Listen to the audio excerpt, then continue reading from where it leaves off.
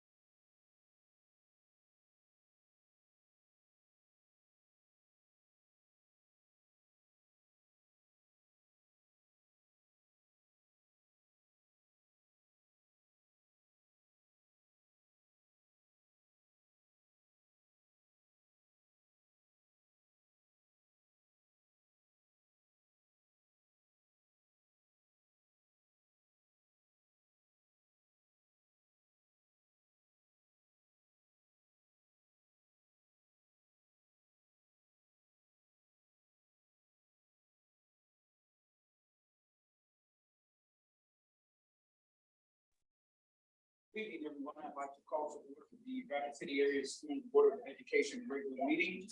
Shirley will do a roll call. Troy Carr, Here. Jamie Clapham. Here. Christine Stephenson. Here. Deb Baker, Here. Kate Thomas, Present. Michael Berkland. Here. Walt Swan, Here. Jace Jandro, and Samuel Blickendorfer. Thank you. At this time, we'll have invocation. I want to thank you for serving on the school board. On behalf of the community, thank you. Let's pray. Heavenly Father, we lift your name up on high tonight because you deserve the highest glory. We give you our hearts. We put you on the throne of our hearts and on the throne of this meeting. We ask, Lord, your blessing for wisdom, discernment on behalf of every one of these leaders here today and these students representing. I pray, Lord, that every one of these school board members and reps here, Lord, would feel the presence of God, that they would know that your blessing upon them. They would be encouraged as they lead. Pray them back for all their hard work for our community. Lord, I pray for the blessing of God on our students and on our schools, that the presence of God would return and remain in our school system always. That people would be able to pray in our schools. They would be open about their faith in the schools. And Lord, we would be blessed by having your presence in our schools. So I pray your blessing upon our meeting tonight, and everything we do, let it bring glory to you in Jesus' name. Amen. Thank you very much. This time I'd ask everyone to stand for the Pledge of Allegiance. I pledge allegiance to the flag of the United States of America and to the republic for which it stands, one nation, under God, indivisible, with liberty and justice for all. All right, I'll entertain a motion for approval of the proposed agenda. I'll make a motion. Okay, what do you want to give a second? I'll second. All right, all in favor signify by saying aye. Aye. Any opposed, the same sign? All right, motion carries. Thank you. Item 5, sharing the success. And in the absence of Superintendent Swigert, we'll have, all right. Dr. Hayford will be in charge. I am very honored to introduce you to Julie Remery. I'm very honored that you helped me turn on the microphone. Thank you. I'm honored to introduce you to Julie Remery. She is the South Dakota School Psychologist of the Year. She has been with the district for 11 years, and she is a dedicated team member who is detail-oriented, professional, and knowledgeable. She takes great pride in making families feel a part of the special education process and does a wonderful job explaining the assessment and disability information for a better understanding of the students' needs. Over her 11 years in the district, she has also played an important role in our district's RTI process and has been a key member of the dyslexia committee since it started many years ago. We are very fortunate to have Julie as a member of the RCAS team. So congratulations, Julie. Thank you.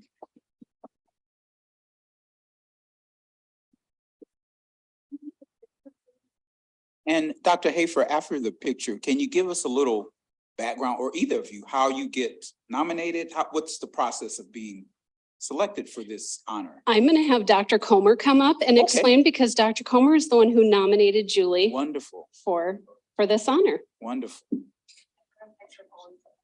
Yes.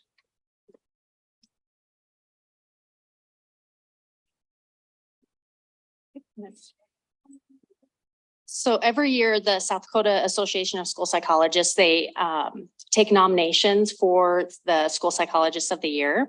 And so what I did this year was, last year I nominated her, but I took summary of everybody's stuff. This year, I asked her school teams if they agreed with me to put in an application or a submission for her to be nominated for School Psychologist of the Year. So it is all over the state of South Dakota. And then the district rep or the SADASP reps vote on which one actually gets the award. So it's a big honor for. Well, thank you very much Yeah. and congratulations. Thank you for being in our district.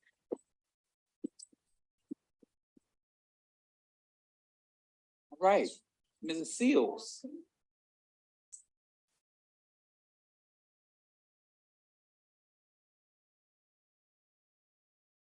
Good evening, board. I'm here to introduce Nick Van Dyne. He is our new teammates coordinator, and we are so excited to have him. He joins us from Columbus, Ohio, where he was a teacher and an athletic director for the last 9 years. He and his wife located here a year ago, and he's just super excited to get the teammates program expanding. Very, very excited about what the program has to offer, and he brings a high level of energy to 7th floor as well. So we're really glad to have him around. So Nick, if you'd want to say a word or two. Sure. Yeah, I did not move from Columbus specifically for this position, but so my wife and I have been here a year. It'll be a year in Halloween. So, I just started at the end of September when I learned about the Teammates Mentoring Program and this open position. And I couldn't be more excited to join the district in the capacity, working with the Teammates Program and being that liaison in connecting with community members that I already have for the past kind of 3 weeks and connecting with ultimately our students and having that positive impact through mentorship. So appreciate the support, obviously, of the board and the district, and I'm looking forward to grow the program and reaching as many kids as possible throughout the year and in the future. So thanks, guys. All right, Appreciate thank it. you for being here. Yep. Hey, Mr. Strasser.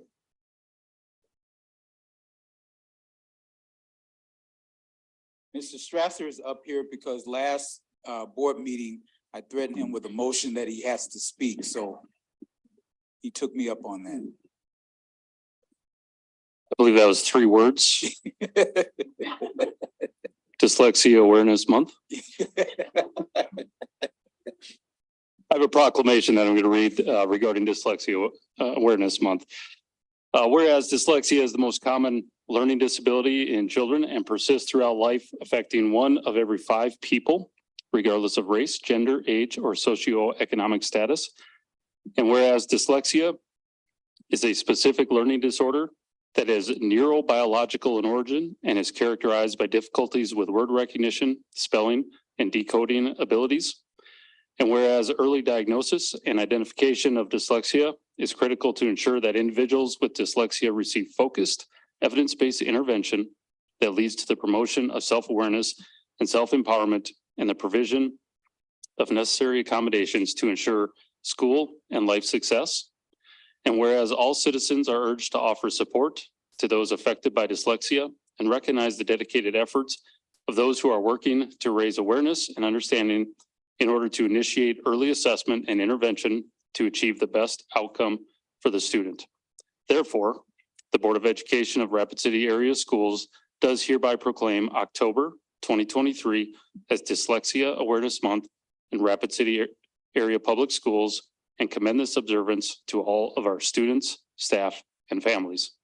That is the proclamation, and since much of the dyslexia awareness and the work done in that area falls under our special services, I'll be giving this to Mrs. Dr. Hafer. So you are. Thank you. Thank you.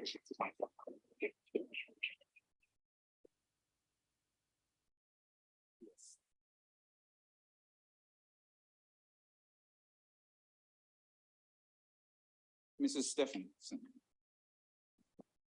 Thank you, Dr. Hafer. Dr. Hafer. Yeah. She- I had a question for you. Just a follow-up question to either one of you is, will there be activities in the district for Dyslexia Awareness Month? Anything happening other than a proclamation? No, just the proclamation. Chair recognizes Mrs. Thomas. Thank you. I really appreciate this. This will be, I think, the 5th year since Governor Dugard actually announced for the state of South Dakota as October Dyslexia Awareness Month. To your question, Christine, last year or year before, there were some activities. I don't know how they ended up being or followed up with them or whatnot, but I think we could maybe pick that back up by next year or something to actually bring the awareness. I'm not sure that there's that many people watching us. I don't see the YouTube right now, so I'm not sure how many people are aware of it or what schools have put up a poster or maybe have kids, write their favorite word and you can see how it's maybe not spelled right. I don't know, throughout the elementary, and basically giving kids a way to maybe advocate for themselves too, feel proud to be able to do that. So I would like to see activities maybe next year. Thank you. Thank you. Bobby, is this on the website, the Lexia? Okay, can we get that on there? And can we get an all-staff letter letting everyone in the district know that this is, in case a teacher may want to mention it to her class to, obviously it's too late now to, well, technically it might not be too late, but at least if we have it on the website and do an all-staff to let the district know. We can do that right now. Thank you so very much. Anyone else? All right. This time, persons wishing to address the school board, I will not take the time to read our guidelines, but please make sure that you're familiar with them. We have one tonight, and I will call Mrs. Thompson. Come. Thank you. Gonna try to get rid of this echo. Is that any better? Okay. My name is Florence Thompson. I'm president of South Dakota Parents Involved in Education. And I'm also a retired school psychologist with over 40 years experience in the schools. I ran across an article from AMAC, America's Mature Citizens. I don't know why they send this to me, but anyway, Planned Parenthood, it turns its attention to confused adolescents who thinks they're trans. That is the article. And it says, as a foundation, Planned Parenthood's vast 4.2 billion abortion empire began to shake. The solution seemed to be to get profiteering off a boom economy of gender affirming care. And after all, who wouldn't want in on a 4 billion to 7 billion enterprise while the getting's good, even if that means ramrodding manipulable teens in a 30-minute consultation process. There was a case in, let's see, I believe it was New Jersey. Yes, a Planned Parenthood clinic in New Jersey gave a full course of cross-sex hormones to a teen with autism, ADHD, anxiety, depression, and impulse control issues after nothing more than a 30-minute consult. And I would add this, my own aside, autistic kids are proportionally overrepresented in the trans group. So they have difficulty with social interactions anyway, and they're very susceptible to this kind of programming or peer pressure. The young man with special needs not only lacked the capacity to consent meaningfully to life-altering drugs, but the Planned Parenthood clinic didn't require a letter from a therapist or even a medical diagnosis of gender dysphoria before calling in the prescription to a local pharmacy. The young man's parents filed a complaint against the clinic with New Jersey State Board of Medical Examiners and its Board of Nursing. Planned Parenthood appears to be more than willing to ignore a growing body of evidence that puberty blockers and cross-sex hormones have serious life-altering effects. Overdiagnosis of gender dysphoria children, many of which worsen underlying mental conditions, so often present in transgender identifying teens. Neither puberty blockers nor cross-sex hormones have been approved by the U.S. Food and Drug Administration to treat gender dysphoria. At the time of 2015, Planned Parenthood had 26 centers in 10 states that provided these interventions. Now, most of the organization's nearly 600 centers dispense cross-sex hormones, and Planned Parenthood touts its status as one of the largest purveyors of cross-sex hormones in the United States. In some markets, demand for the drugs has topped requests for abortions. The Supreme Court's Dobbs decision has decreased the number of legal abortions that are taking place in the United States by about over 6% in just the first 6 months after the Dobbs decision. A windfall of donations to abortion access groups followed that ruling, which was about over a year ago, but that windfall didn't last. And so now Planned Parenthood is cutting back their staff. They've had some layoffs and that type of thing. So they're looking for a new revenue stream, and they see this apparently in the cross-sex hormone market. England's National Health Service has banned the use of puberty blockers and hormone drugs by minors, following a growing consensus in the European medical experts who have backed off gender transition procedures for children. France, Sweden, Finland, and Norway also have put restrictions on the use of puberty blockers and hormone drugs for children, making the United States an outlier in not allowing them. So I say, instead of encouraging and enabling this transmania from preschool on, schools should be helping kids to accept their bodies that they were born with. Thank you. Next, we have board response to the open forum. Any hands? Anybody? All right, seeing none. We have our student representative report. First of all, from Stephen High School, we have Mr. Blickendorfer. All right. Hope I did okay. Thank you. Hello, everyone. It is great to see all of you again. Once again, my name is Samuel Blickensturfer, and I am going to be sharing this week's school board report. So without further ado, this is what Stevens High School has been up to lately. As many of you probably have known, Stevens homecoming was last week, and it was a great success. The freshmen took the gold and were crowned the class champions. It is hard seeing the freshmen beat us seniors, but hopefully that means Stevens will have some strong school spirit for the years to come. Caden Strong and Maya Coyle were crowned homecoming king and queen. 983 students attended the homecoming dance, which is an amazing turnout. On Friday, October 13th, our homecoming football game was against Roosevelt. Sadly we lost, but Thursday, October 19th, we will have a redemption game against Central. This is arguably the biggest game of the whole year, so we hope a ton of people come to it to see. This will be held at O'Hara Stadium and will be an absolute blast. Alongside football, our volleyball team is also going to have a game on Friday. This match will be up against Harrisburg. Girls tennis had an outstanding performance at state 2 weeks ago. The tournament was held in Sioux Falls from the 5th to 6th of October. Stevens came in second overall, and being that there are 14 total teams, that is nothing shy of impressive. They had a total of 402.5 points, and they trailed by 29.5 points behind Sioux Falls Lincoln.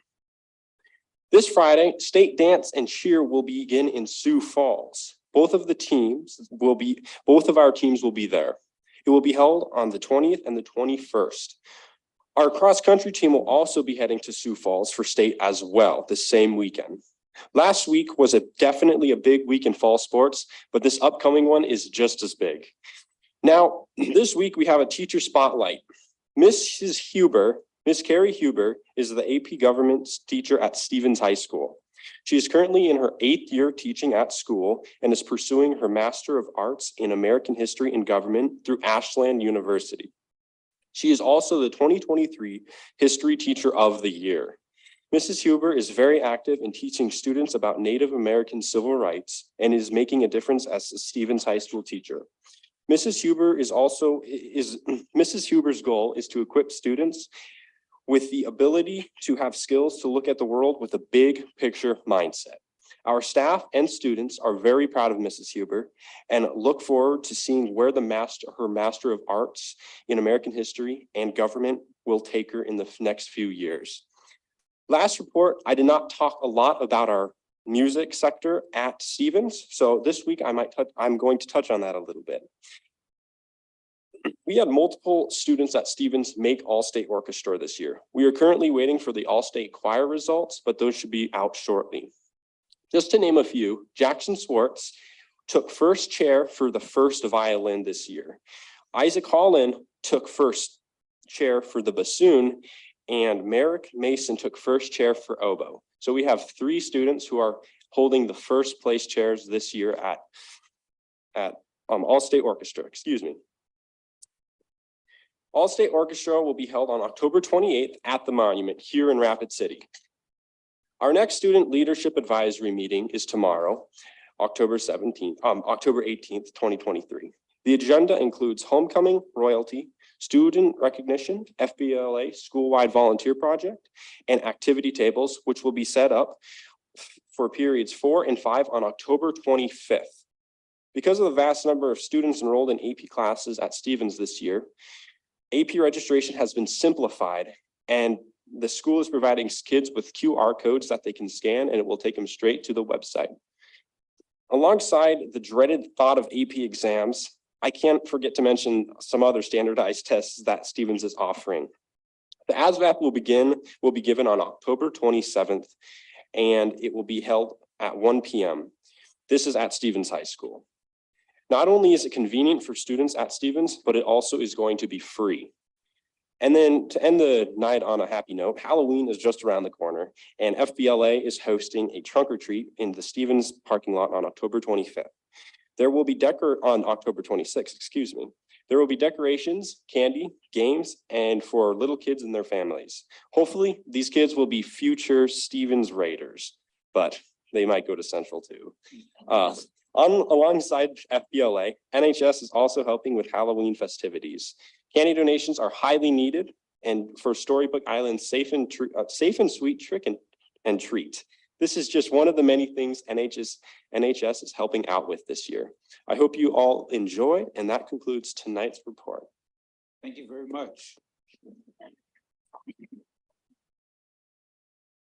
From Central High School, we have Mr. Jace Jandrew.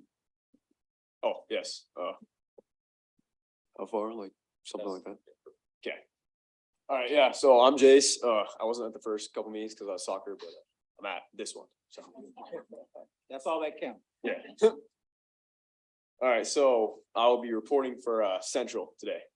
We're starting off with academics. In previous weeks, Central launched a tutoring program pairing up with School of Mines to offer math tutors. So Central facility also staffs before and after school help for students.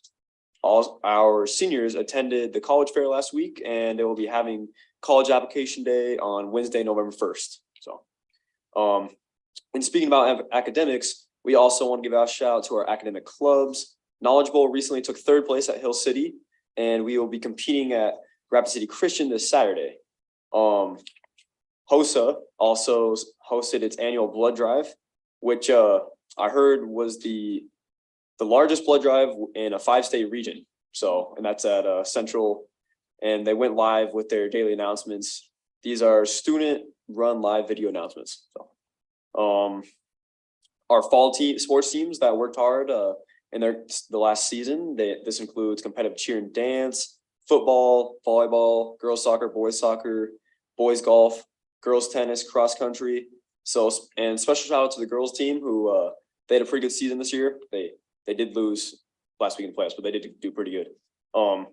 At the annual competitive cheer and dance competition, our girls ended the night taking grand champ in dance, winning first in both hip hop and pom. Cheer took 2nd and killed it.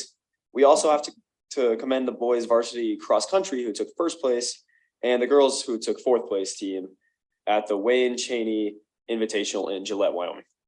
Events coming up: a choir concert at Central High School tonight at 7, and the football varsity versus Stevens at O'Hara as well. So, and that's at 6 p.m. on Thursday, and should be a good game. But our theater department, who was here to present their season, has started rehearsals, and Tech for the Curious incident of the dog at nighttime. 53 students are working on this presentation, so should be a good show next month. October is Domestic Violence Awareness Month. The Freshman House will be having our annual Penny Wars competition between cores to raise money to donate to WAVI, which stands for Working Agent Violence Incorporated.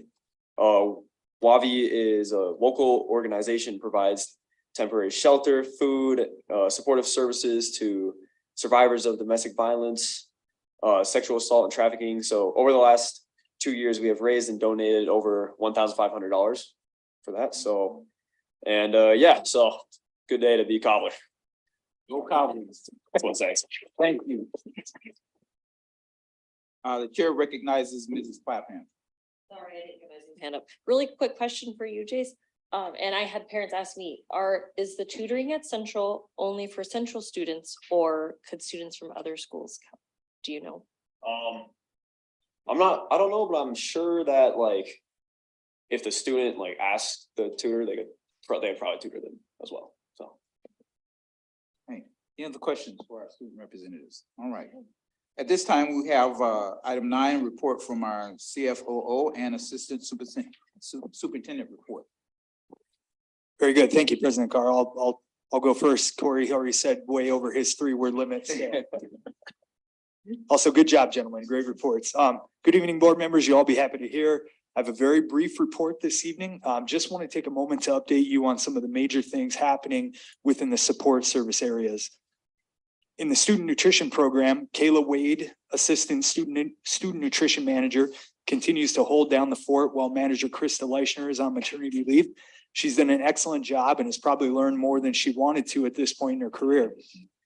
Kayla and I have been very lucky to participate in a student nutrition coalition group led by Representative Caden Whitman, a legislator from Sioux Falls, regarding legislation that the representative is planning on bringing forward this legislative session to reimburse school districts for the reduced portion of student meals. As you're all keenly aware, unpaid student meal debt is a major issue for our district, so this legislation would greatly benefit us. It's been great to be involved in those discussions. I hope we've added valuable insight, and I hope the bill gains support at the state level.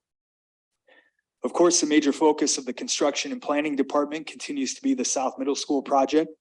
Manager Jade Clement is literally knee deep in the project, especially on days like last week where we had 3 inches of rain in the course of one day.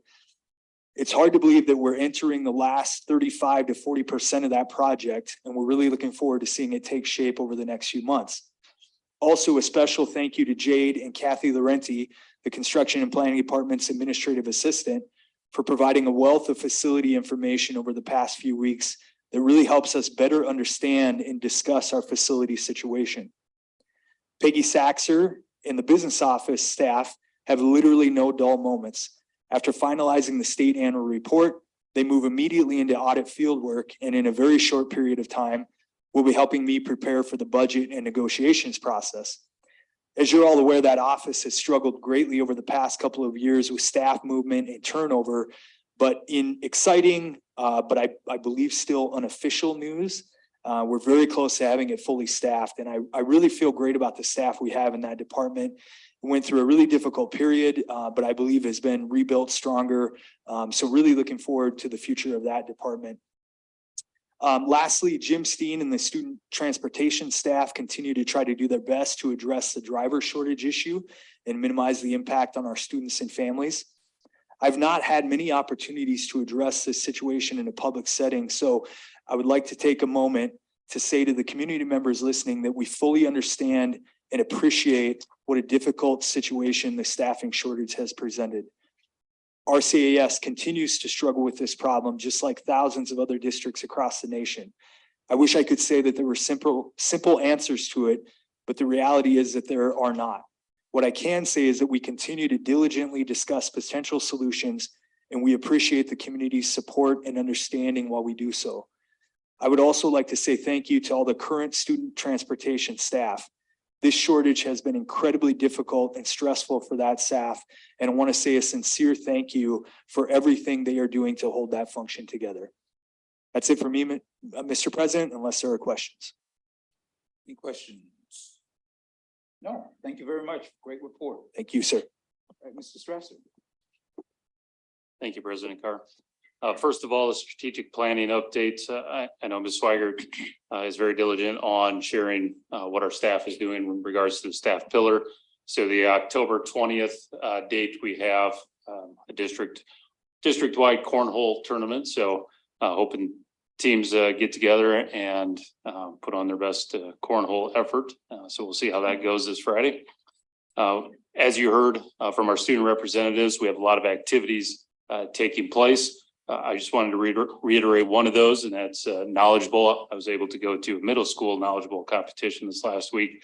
And it's just really fascinating to see that kind of competition taking place and how kids respond. So really excited for all the opportunities our kids have. When you think about some of the work that I've been doing since I haven't had an opportunity to address the board yet, a few things. One of the key roles that I have is to visit schools, to see instruction, to see our leadership in action. With our principals, I've been working through a couple of things. First of all, our goal setting with each principal and how that connects to our school improvement plans. We want to make sure that we have good alignment from our strategic plan on down to the very root of the work that our teachers and our staff do. And the principals, their goals is an important part of that. Another thing that I'm getting going into this month is what we call a rounding process. And in essence, that's just an opportunity for me to meet with each principal again, ask some different questions and get some honest feedback about where they are in their daily work, as well as what some of their needs are. So it helps me stay responsive to what our principals are struggling with potentially and what ways I can support them. Excuse me, principal professional development is a big part of creating high quality leaders in our district. Currently, we do a lot of work with ICLE. You've heard us talk about some of the coaching that we get through them for our principals and some of the cohort work that they do.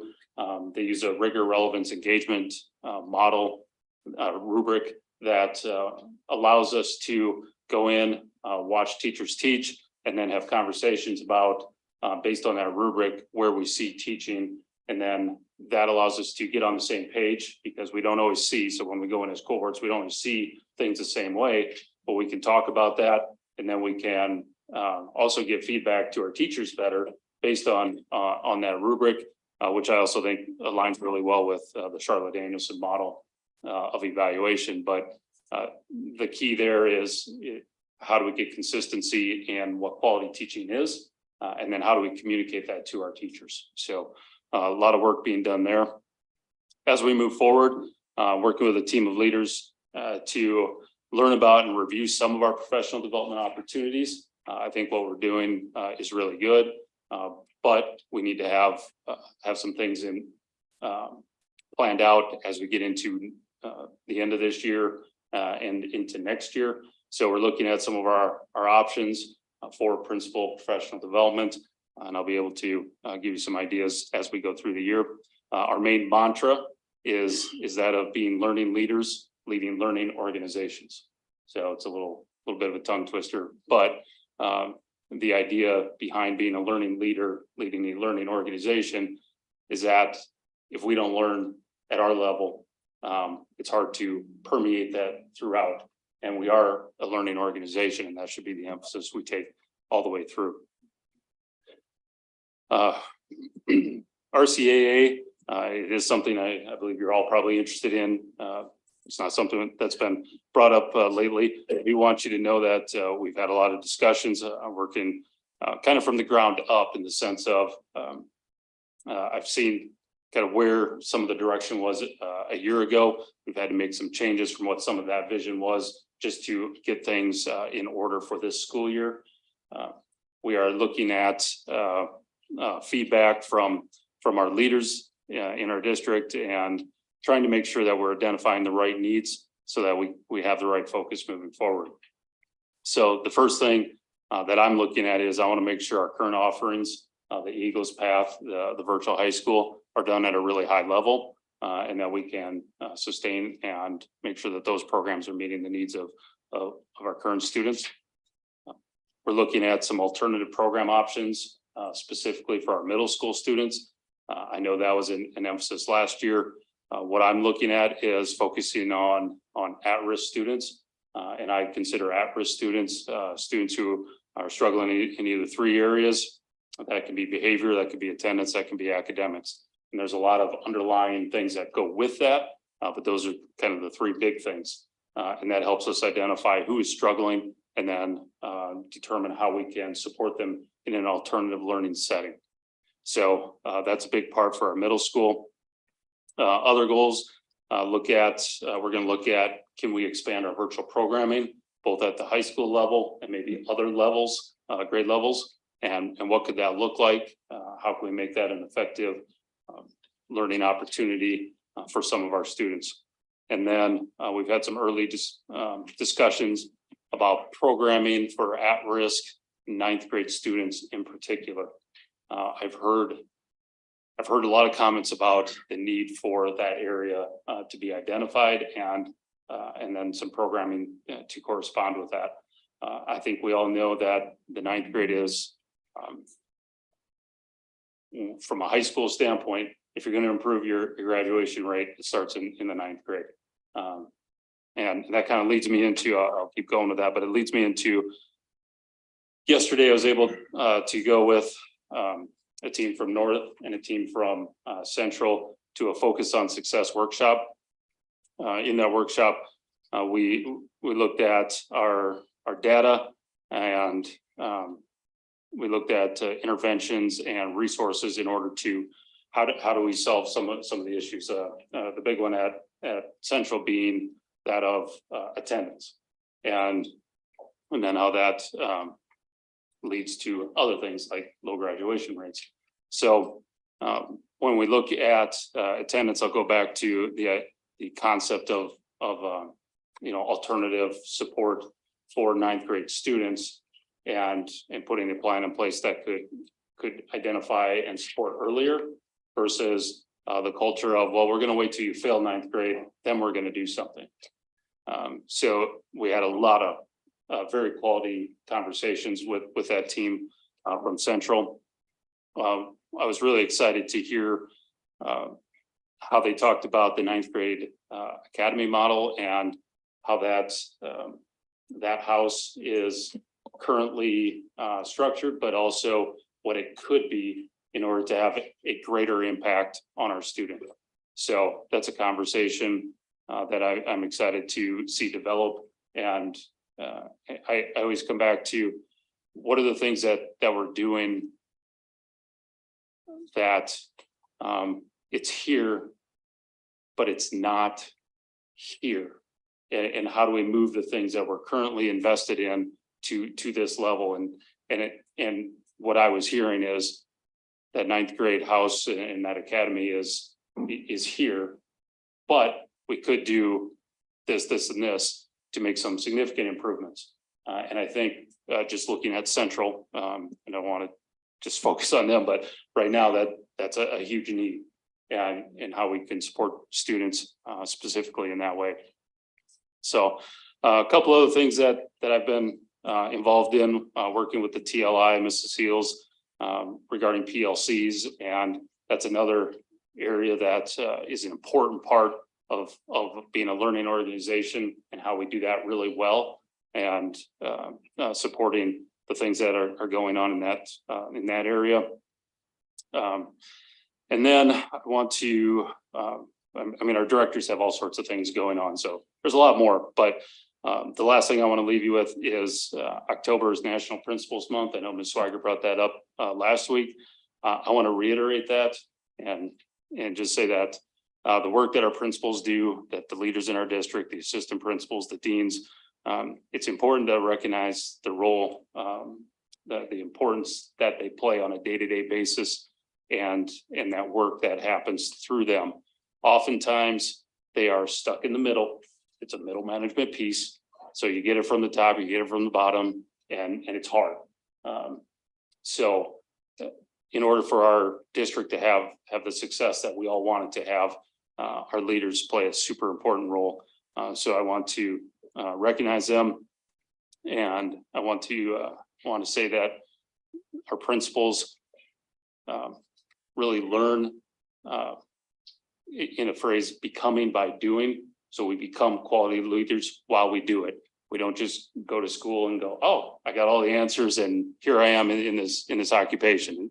It doesn't work that way. They're constantly working to get better and figure out their craft. So we've also used that phrase, becoming while doing. So that's a lot of information. Hopefully that's enough for you, President Carr. But if you have questions for me, that would be fine. I love it. You did a good job. All right, the chair recognizes Mrs. Stephenson. Thanks, Mrs. Strasser. I really have a request mostly for you and for the board. Personally, I don't feel like I have a good grasp of RCAA and what's happening there. And I think the community doesn't have any idea. I just got an email about it and I just have talked to a lot of people who are like, what's going on? We don't have Rapid City High School anymore. And I haven't had a really good answer. So, and that's on me. I need to go and visit and learn, but I think it might be a great study session subject, especially because the board has identified high school graduation rates as a priority. And I would assume, like you were talking about the Central Ninth Grade Academy, what could happen there to help, and then how we could use the RC Alternative Academy as a way to help improve our graduation rates. Then I don't know if I request that of you or just of the board in general, but my thoughts. Thank you. Thank you. The chair recognizes Mr. Berkland. Did you want to respond to that? I saw you put your hand up. Oh, Did you want to respond first? I'm sorry. Again, I haven't had to raise my hand yet, so. I would just say, I'd be happy to do more information on that. Right now we have essentially Eagles Path and the virtual high school those are the two main programs. Eagles Path works primarily with high school students, 10th grade and above. There is a GED element that takes place at RCAA as well. So that's the real short piece of it.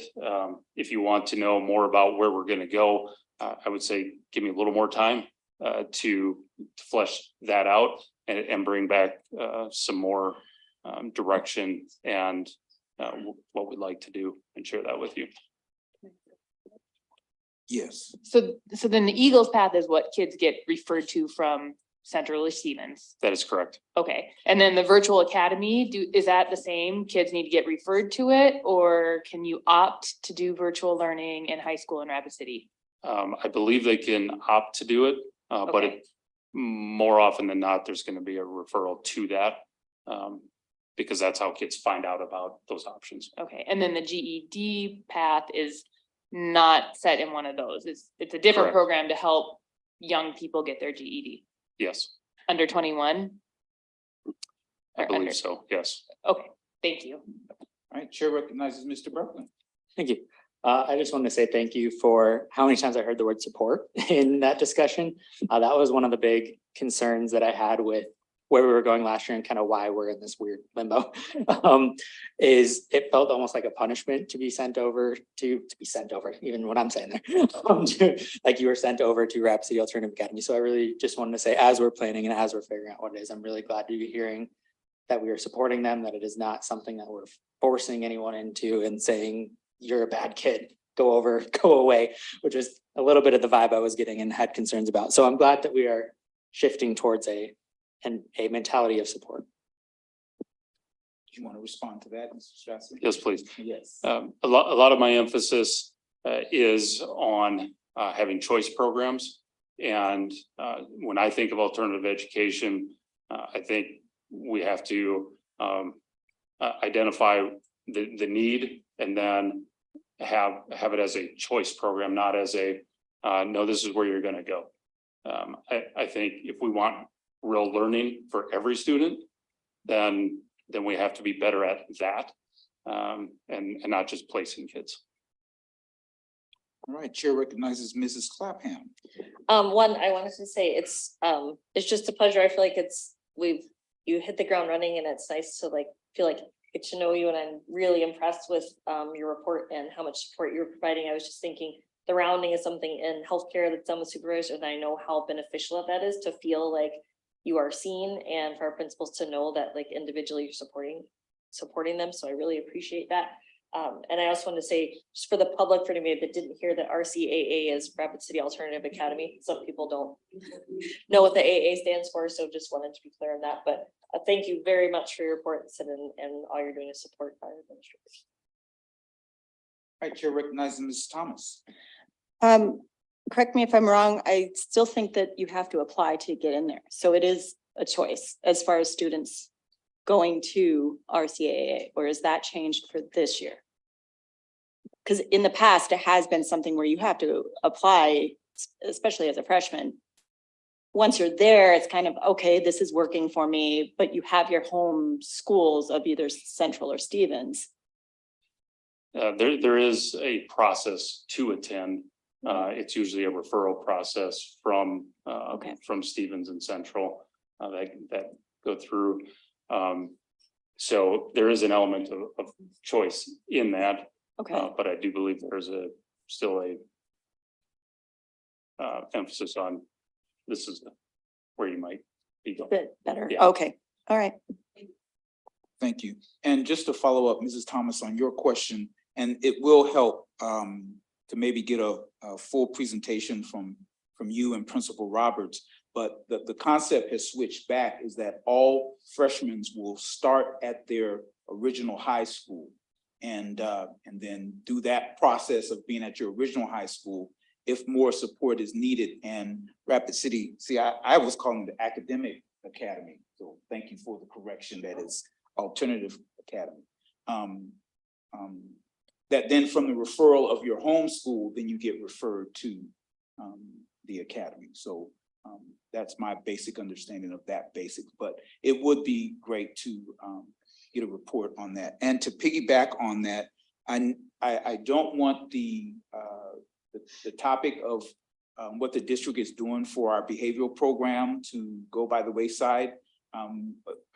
It was my understanding that we were originally going to have a middle school, high school program housed there at RCAA, but I later found out that that wasn't happening because of staffing. And so it probably would have been better to have some type of report on that. So if we can get an update on what we're doing, where we're at, what's the plan to get to that program. I don't want to let that issue die. Okay, anybody else? All right.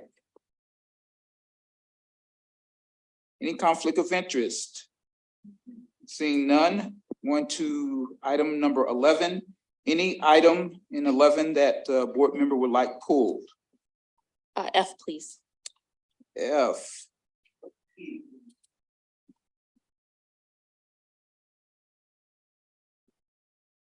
E. Any others? Okay, hearing none, with the exception of Foxtrot and Papa, I'll entertain a motion to approve the proposed consent agenda. I'll make a motion. Second. We have a first and second. Any discussion? Nope.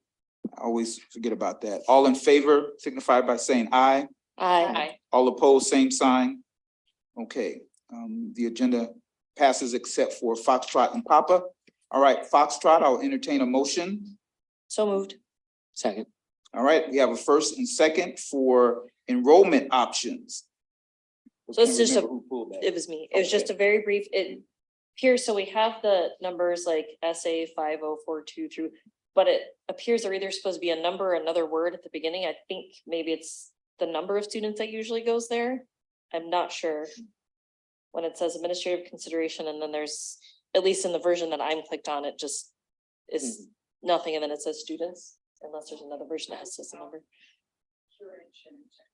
Okay, that was the only thing that, because I said, oh, actually. So that was also. Okay, are you good with that change? Or do Yes. you need it? Nope, that's fine. Okay, any other discussion on Foxtrot? All in favor signify by saying aye. Aye. Any opposed, same sign. Motion carries. All right, I'll entertain a motion for item Papa. Second. We have a first and a motion and seconded. Any discussion on item Papa? Chair recognizes Mr. Swan. Thank you. You don't have to try to find your hand. I know, I was really trying. Just a few comments. I'd like to say welcome to the representative from Olo tonight. Thank you for coming. I just have a few comments. I know that in that discussion regarding this program, I had I received phone calls, plus I'd been involved in a little bit of the conversation with Superintendent Swaggart. I would like to commend Superintendent Swaggart for her holding to our pillars. During the discussion for this whole piece, she formulated and created this opportunity for Olo, and she really did hold to our pillars. She really, we had our calendar set, and she was ready, and she was not willing to give to, I guess, something that she hadn't had a part of. It is a part of our pillars. It now is a part of our pillars. And I look forward to the work that is going to be created between Olo and RCAS. But I would like to say hats off to our staff that helped create and helped craft this, I guess, agreement that I believe is going to help our students. I think that I also look forward to the work that is going to be done, and it was all set by our high expectations of our superintendent and her staff. So hats off to them. Thank you. You're welcome. Any other discussions? All right, we'll take the vote. All in favor of item Papa signify by saying aye. Aye. All opposed, same sign. Any opposed, same sign. Hearing none, that motion is approved. All right. Item 12. Items for board information, committee reports. Anybody has Mr. Berkland? I just had a quick one. The Rapid City Public School Foundation met last night. And we approved 2 grants that we'll eventually approve here. One for some drones at, I forget which elementary school. But they had a whole program with the drones involving, I don't even know what it involved. It was a lot of stuff. But they talked about different ways that drones are used outside, and then they bring them in and they do some programming with them. So it's not just flying around a drone for fun. They get some computer programming, and that's at 5th grade, but then it might expand from there. And then the other one was for one of our band teachers to go to a conference and then bring back that information to share out. And as part of that grant, he will be required to share it out with the other band teachers. So it's kind of a nice idea that we can send one person and then have them come back and share when maybe we can't afford or want to send all 6 of them or whatever. And then the other big thing that we've been talking about is, as Mr. Sassy mentioned, the Rapid City Public School Foundation is also participating in the feeding every student donation, collecting, whatever you want to call that, so that we can hopefully start to take care of some of that food debt. And one of the big things that was discussed, I know, with Mr. Sassy and some of our student nutrition team is the fact that students don't learn if they're hungry. That is a pretty foundational part of an educational, when you learn about education, it's a pretty foundational thing that first they got to be safe and fed and all of those good things. So not only are you feeding the kids, you are also contributing to better behavior, better attendance, better academics, all of those good things. So hopefully we can, as part of the Rapid City Public School Foundation, also start to see some help out there. All right. Thank you very much for your report. Mrs. Clapham. Just really, policy committee will meet on Thursday for our first meeting of the year. And then the community outreach committee that Christine, Bishop Carr, and myself are on. We had a good Zoom meeting, and Shirley is hitting set dates and locations. And one of our biggest thing is making sure that this is a community outreach and not just parents, not just people who are attached to RCAS. So we're really focusing on finding locations, times, and access to people throughout our community. So that will be rolling out, and Bobby is helping us out with making sure that we make it very well known where those meetings will be happening, and we are scheduling 3 for the year. Okay, thank you very much. Mrs. Baker. Well, we had a facilities meeting on October 13th, and Coy, I just want to thank you and that whole team. They are just amazing and I just feel that we get a lot out of that meeting. We discussed the South Middle School updates, the athletic field design, the furniture, furnishings and equipment, which we did approve tonight on item U. We did talk about the asbestos abatement of the old building. And getting bids for that, and then demolition of the old building, which I think it's gonna be kind of fun to watch. We also talked about playground equipment, update at Meadowbrook and a building that may possibly work for a CT program out on Highway 79. Talked a little bit about Canyon Lake. And we do facility inspections once a week, and the members of that committee are welcome to go on that, and we've gone on a few of them, and they've been really kind of fun to see what's going on in these schools and to sit down with the principals and have them tell us what's working and what's not, and what's a wish list. And I think one called it frosting today. Was it frosting? I think it was frosting, yeah. So those have been really, and I think a really good thing. And then we just set our next meeting for October 27th. So it was fun. You got a great team.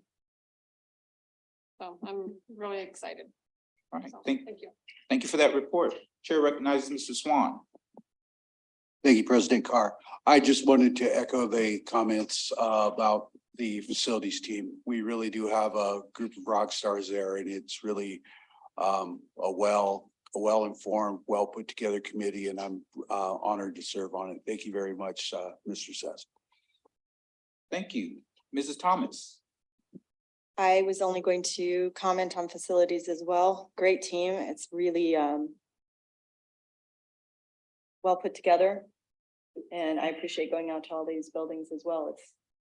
It's been good, and it's just going to continue to get better. But I had a question for the community outreach. What does that look like, and are all board members going to be at those? What is your vision for these talks? I don't, any one of you? I can answer. Who wants to answer? Well, we all can, I guess. Yeah, Give our opinion on what it is. Yeah, I mean, I think the major focus is one that it truly is listening sessions, that each one is linked to one of our initiatives. And so each one will have a Zoom option and an in-person option. And all board members will be welcome in all of them. Obviously, it's very unlikely that all 7 of us could go all 6 times, but the hope is that between Zoom and in person, that some of us can attend different ones. We talked about the challenges depending on the space of trying to record them.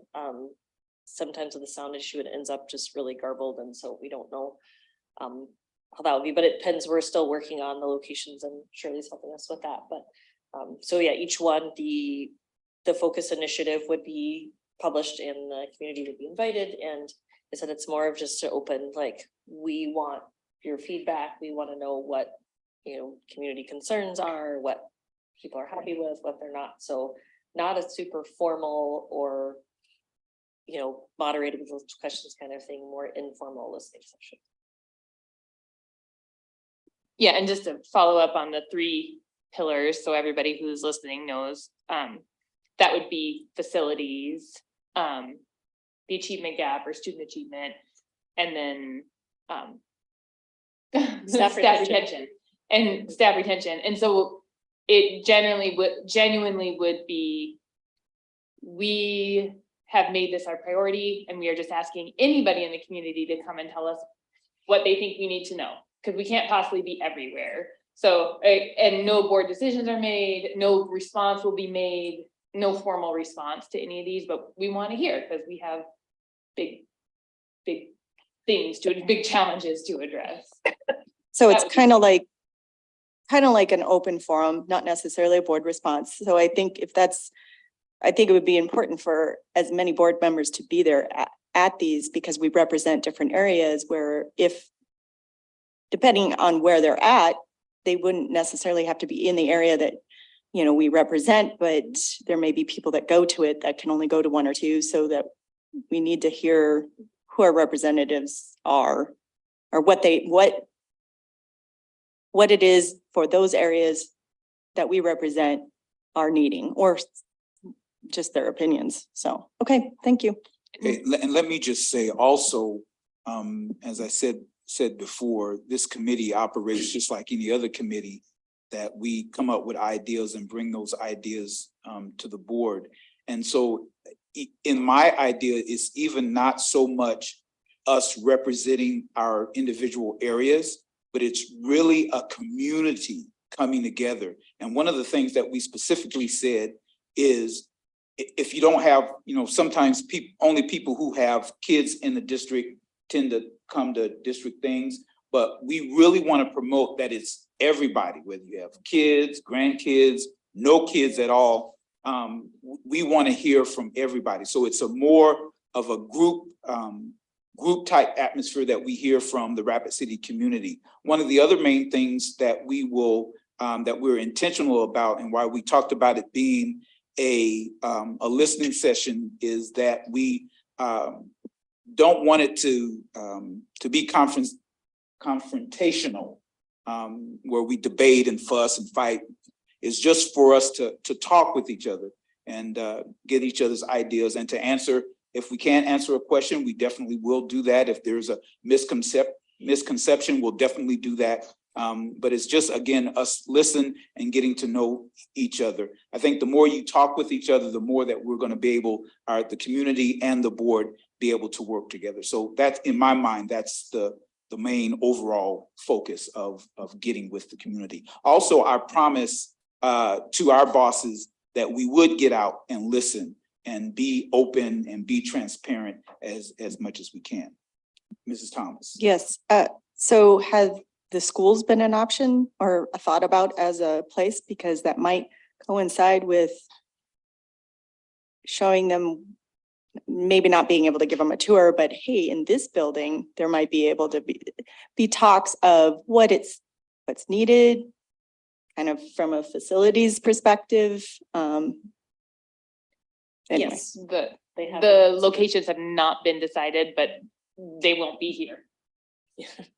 Yeah, they're gonna be in the community. And I think what President Carr might have been throwing out is if there are any members of the media listening who might want to help us promote that we're doing these listening sessions, and we'd like to, it's really hard to get people, especially in this room, but to get them out on a weeknight to talk to their school. But like, schools are super important to all community members, not just the 10 of you who show up on a weekly basis. We love you and we're very glad, but like, it's far more important than we can,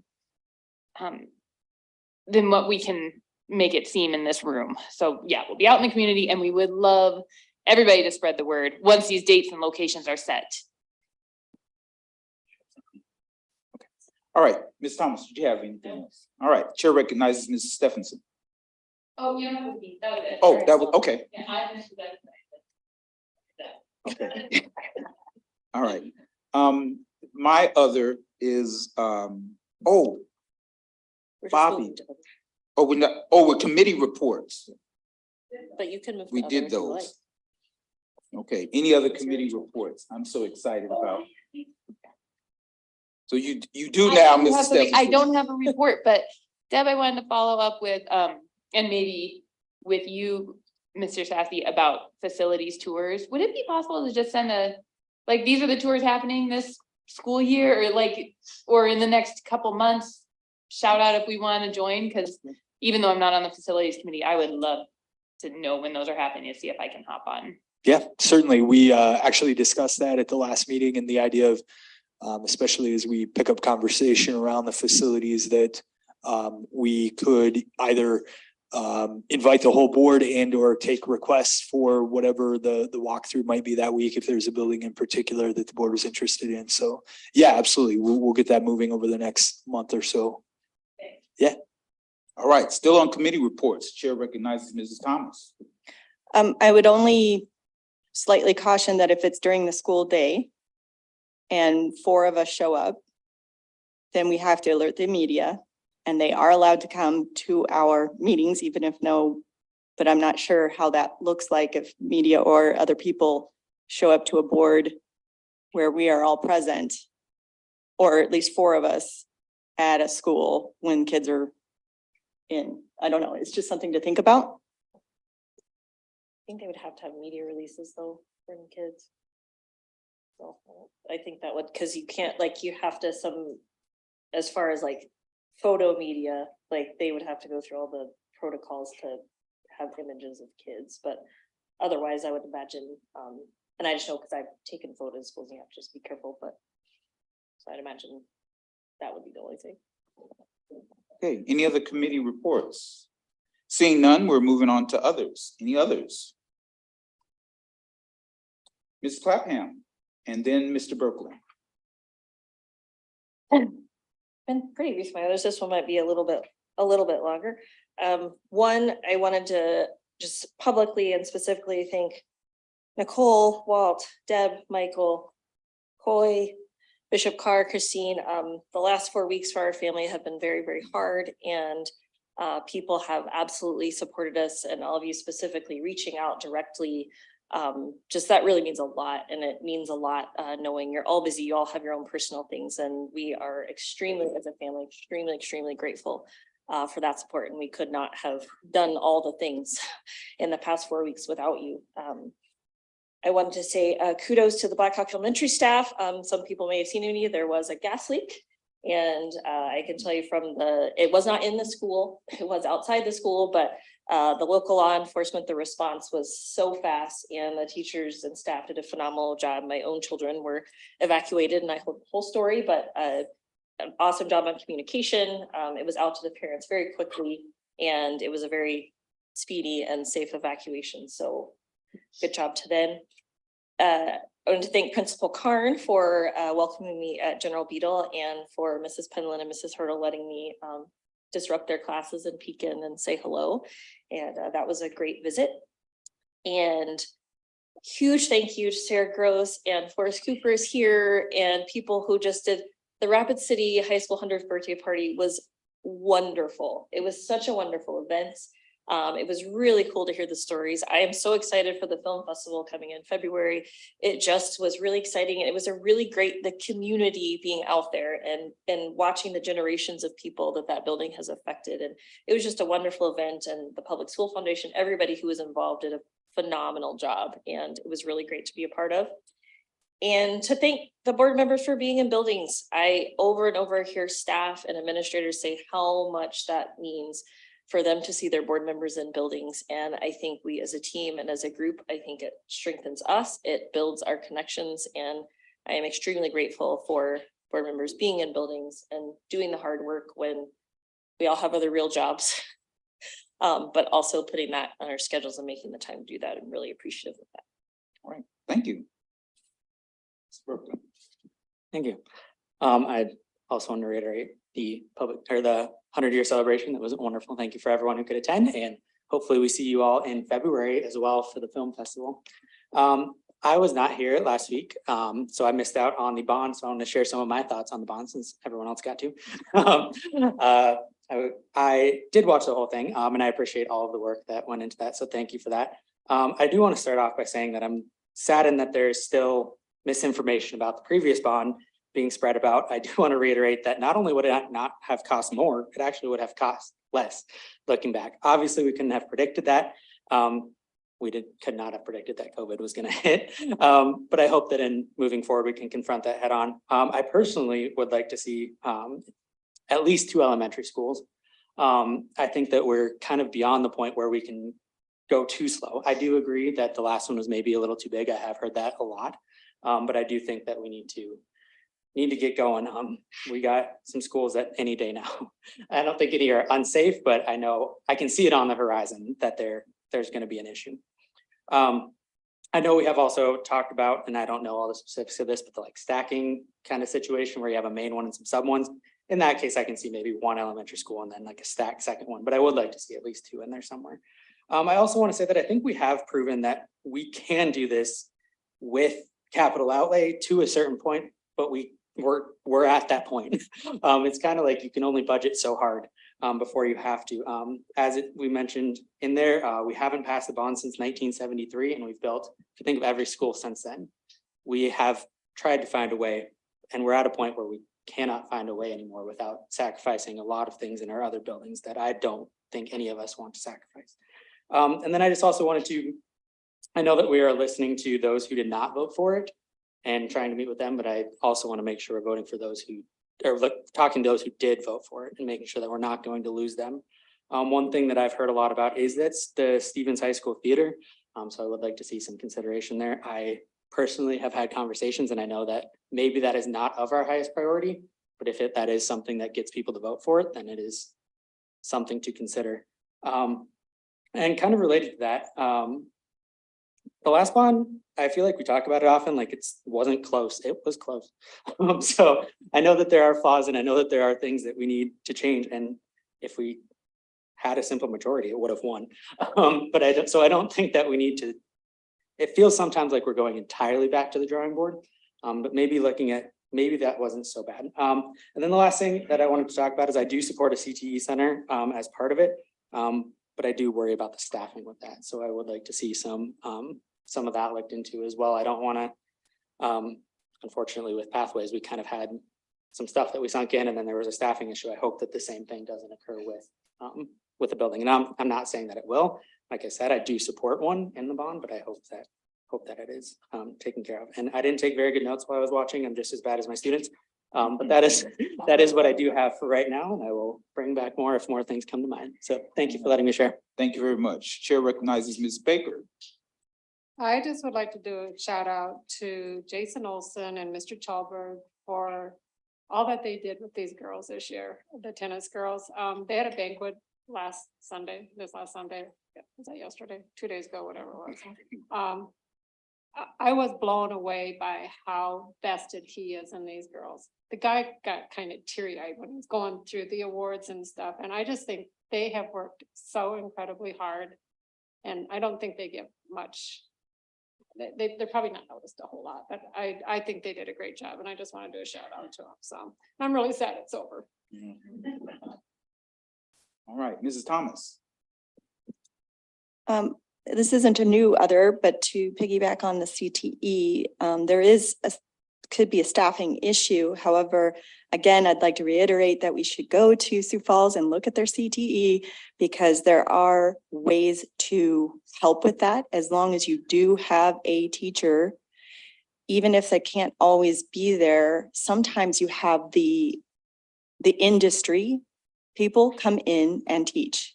There's at least that option for them to be there. I mean, obviously they have jobs and whatnot too, but that's an option for at least helping to get through some of those classes when we don't have those teachers there. Sometimes that's the best teacher for it too, so. Right. Anything else? Anybody else? Yes, ma'am. I can't raise my hand, so.